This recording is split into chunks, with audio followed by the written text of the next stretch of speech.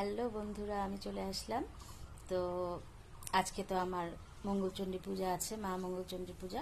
তো আজকে আমি তো কিছু খাইনি, এমনি সকালে রুটি আর সবজি হয়েছে জলখাবার মায়ের জন্য, হাজব্যান্ডের জন্য। আমি খাইনি। আর রান্না হবে, দেখি কি রান্না হয়।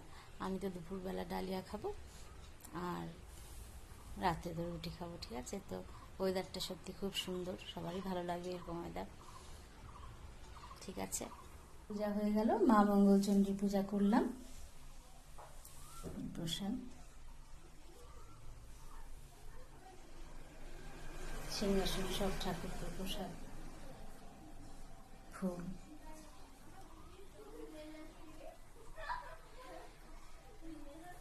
আমার পূজারিতেই অনেকক্ষণ সময় লেগে যায়, প্রায় 2 ঘন্টা। বিশেষ করে মঙ্গলবার, বৃহস্পতিবার আমার অনেকটাই দেরি হয়।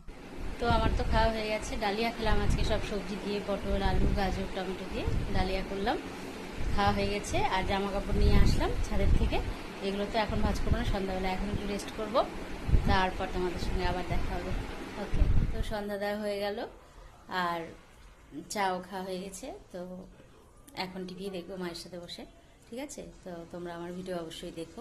ভিউজ ঠিক করে হচ্ছে না, রিলসে তো ডাউন হয়ে যাচ্ছে ভিউজ, ঠিক আছে, কি করা যাবে? তো আমার ভিডিও অবশ্যই দেখো, আমার পাশে থেকো। আজকে এইটুকুই থাক, কালকে আবার আসবো। টাটা।